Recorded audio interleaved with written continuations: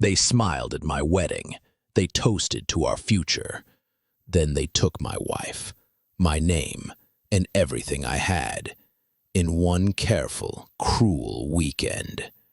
They thought they'd buried me. They didn't know I was planting an empire where they'd built theirs. This is a story about trust, betrayal, and the price of legacy. About a family who loved their image more than their truth, and the man who learned to weaponize the only thing they worshipped: power. Ayaan and Sarah had everything a normal couple dreams of: laughter-filled mornings, small rituals, and a home that smelled like spices and coffee. Ayaan came from a respected family, the Mirza Group, 3 generations of a legacy built on steel, real estate, and reputation. But underneath the smiles, something was shifting. Ayaan's elder siblings, Omar and Nadia, were cold.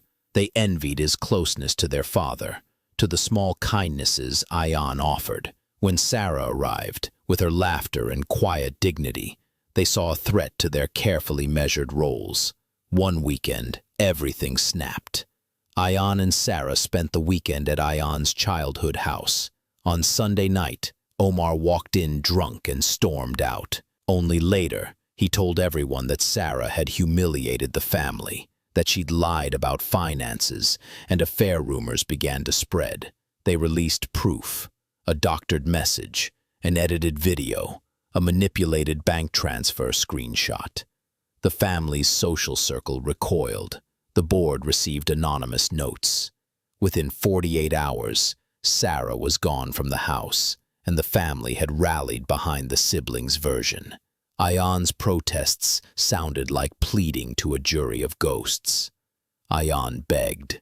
He showed receipts, called friends. But the family chose the narrative that preserved them. His father, who had once held him through feverish nights, said, "We can't have scandal." The marriage collapsed in a courtroom of appearances. Ayaan lost his home, his job at the family company, and the trust he thought was iron. Ayaan didn't disappear out of cowardice. He vanished with a purpose. With nothing but an old laptop and a phone, he moved to a city 2 flights away, took a room above a bakery, and started again.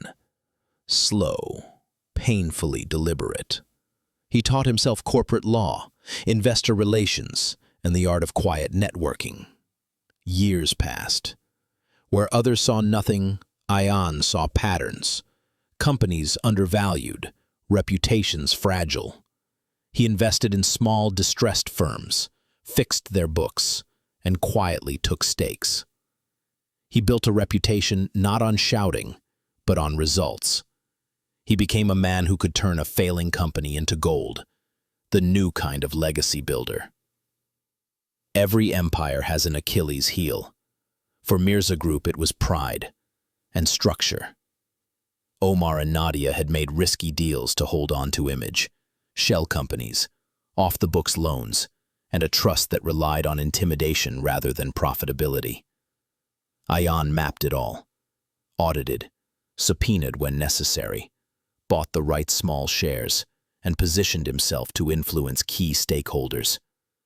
The first strike wasn't public. Ayaan acquired a controlling stake in a supplier the Mirza Group couldn't replace.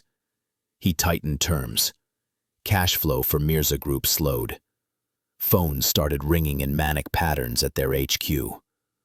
Omar and Nadia called emergency meetings. Their faces were the faces of people who had never watched a plan unfold without being in control. As Mirza Group's facade cracked, Ayaan moved the chess pieces toward the king. He had assembled a dossier, proof of embezzlement, doctored documents by the siblings, and the email trail showing how they'd orchestrated Sarah's exile. He didn't leak it to tabloids. He took it to the regulators, to the journalists he'd earned by saving failing companies, and to the one person who could destroy the family's reputation more than any scandal, the man who had always valued the family name. His father. The father read, and for the first time saw what his children had done in the name of keeping the family clean. He saw the forgery, The bribes, the shell loans. The man who had always been about legacy finally understood his legacy was rotten. Regulators froze accounts. The board was forced to convene a public audit. The press, precise and unrelenting, laid the family's sins bare. Suppliers withdrew. Investors demanded answers. The Mirza name bled value with every headline. Omar's confident mask crumbled. Nadia's social circle evaporated. They had traded true wealth for an image that dissolved when the truth hit the light. They called Ayaan back home, not out of love, but to salvage what was left. In the old living room under chandeliers that had watched generations scheme, they pleaded. Omar accused Ayaan of betrayal, of being the puppet master. But Ayaan simply laid the final card on the table.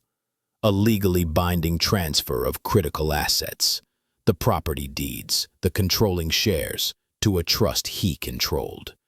He had bought them before the collapse, piece by piece, anticipating this moment.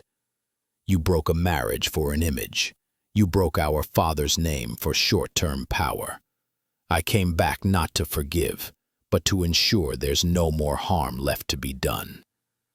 Ayaan could have wiped them out completely. He could have taken everything and left them empty. But winning didn't mean obliteration. It meant dismantling the structures that rewarded cruelty. He sold off toxic assets, paid employees their dues, and turned the Mirza restructuring into a non-profit that conserved the old factory jobs. The very lives the family had pretended to protect but had jeopardized for image. But the cost was high. Sarah never returned. She had rebuilt a life in quiet dignity, a life she refused to let be defined by what had happened to her. Ayaan didn't get the old warmth back, or his father's full acceptance. He had taken the legacy, but he had also taken the place where his family might have been healed. Revenge gave order. It didn't heal the empty places. Visuals. Ayaan at a window, rain on glass. A small photograph of Sarah on a shelf. Him walking through a rebuilt factory, head bowed. People ask me, did he get justice? The answer is complicated. He got truth, and he tore down the thing that rewarded lies. But he paid with the only currency that mattered to him: family. In the end, legacy is not only what you leave behind, it's the people you can no longer call back. If you like this story, subscribe for more true-to-life revenge tales. Tell us in the comments, what would you